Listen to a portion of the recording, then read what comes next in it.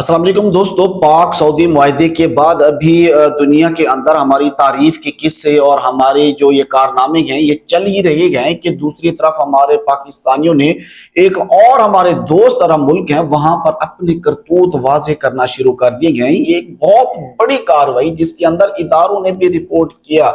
उसके बाद एक मर्तबा फिर जो है ना नाम लिया जा रहा है हमारे पाकिस्तानियों का, लोग नाम ले रहे हैं। पाकिस्तानियों ने एक गोल्ड शॉप में घुस के डकैती की और वहां पर तकरीबन जो है ना पाकिस्तानी 11 करोड़ रुपए तकरीबन बनती है। ये इन्होंने बड़े प्लान तरीके से डकैती की और फिर फरार हो गए और इस तरह फरार हुए कि किसी को समझ में ना आया कि कहाँ गए, कौन थे, न इनकी कोई शनाख्त हो सकी। इसके ऊपर ओमान के इदारों ने वीडियो भी जारी कर दी है कि ये किस तरह से इन्होंने डकैती की और किस तरह से ये फरार हुए और उसके बाद ये कैसे पकड़े गए। ये तमाम डिटेल आप हजरात से हम इस वीडियो में शेयर कर रहे हैं। ओमानी लोग हालांकि पाकिस्तान का नाम ले तो रहे हैं लेकिन उसमें भी वो यानी इस तरह से नहीं ले रहे कि तकलीफ का एहसास, यानी ऐसे ले रहे हैं कि एक हमदर्दी दिखा के नाम ले रहे हैं। वैसे भी ओमान के लोग माशाल्लाह बहुत अच्छे हैं, उनके रवैये, उनके मामलात बहुत ही अच्छे किस्म के लोग हैं ओमान के, खासकर अरब ममालिक की साइड पे। और ऐसे ममालिक में भी जाकर हमारे लोग इस तरह के काम करते हैं। ये जो वीडियो आप देख रही हैं ये ओमान की जो रॉयल पुलिस है उसने ये वीडियो जारी की है, जिसके अंदर उनका एक ऑफिसर बता रहा है कि एक गोल्ड शॉप में इस तरह से डकैती हुई और सारा सोना जेवरात चोरी कर लिए गए जो 1.5 लाख ओमानी रियाल के बनते थे। इसके बाद वो कहते हैं हमारे पास कोई चीज भी नहीं थी कि कहाँ से है, कहाँ चले गए, जेली नंबर प्लेट्स लगा रखी थी।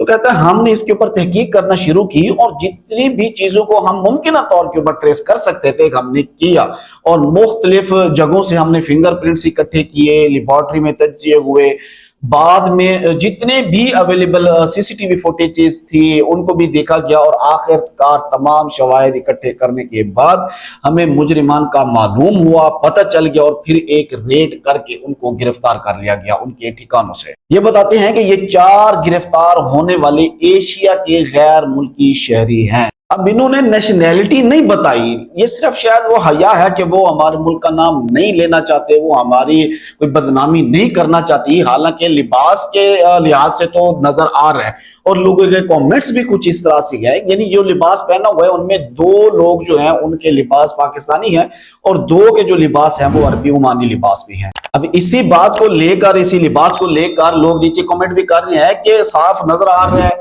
कि पाकिस्तानी लिबास में गए, इनका लिबास पाकिस्तान का है, तो लेकिन पुलिस क्यों नहीं बता रही, क्यों कतरा रही है। अच्छा, इस कमेंट सेक्शन में ना एक बड़ी जबरदस्त बात देखने को मिली कि उसने कहा कि ये पाकिस्तानी है, हम देख रही हैं हालत बहुत खराब है, मुख्तलिफ इलाकों से जॉबलेस हैं, हम अपनी ही हुकूमत से, अपने लोगों से कहते हैं इनके इश्यूज को देखें, इनके जो जॉब के जो मसले मसाइल हैं वो उसको कम करें ताकि ये इस तरह के काम ना करें। आप अंदाजा करें कि डकैती की गई और एक ग्रोह ने और पकड़ा गया, फिर भी उन लोगों की हमदर्दी का इजहार देखें कि इनके हालात बेहतर बनाने की कोशिश करें ताकि ऐसे काम ना करें।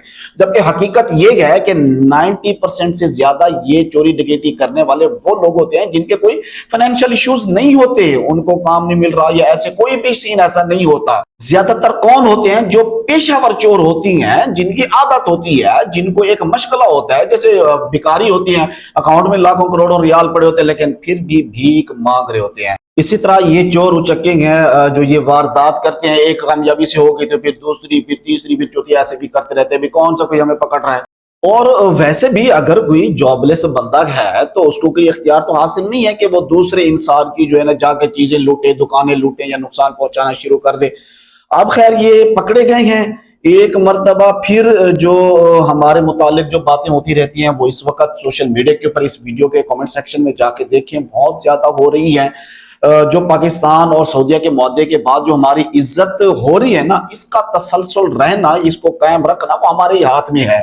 ये वीडियो बना के आप तक हमारी बात पहुंचाने का मकसद ये था कि अगर कल को ओमान हमारे ऊपर वीजे बंद कर दे, सख्ती कर दे, तो समझ लीजिएगा कि हमारे ऊपर सख्ती करने की वजह क्या है। हर मुल्क को अपना मफाद, अपना अमन अजीज होता है और जो ये समझते हैं कि ये हमारे अमन को खराब कर रहे हैं तो फिर उनका एक ही होता है कि इनको सजा दो और निकालो और बाकी जो आने वाले हैं उनके ऊपर वीजा की पाबंदियां लगा दो। बहरहाल दुआ करते हैं अल्लाह तबारक व तआला तमाम परदेशियों को और सफर करने वालों को अपनी हिफ्ज़ व अमान में रखे। मुझे दीजिए इजाजत, अल्लाह हाफिज।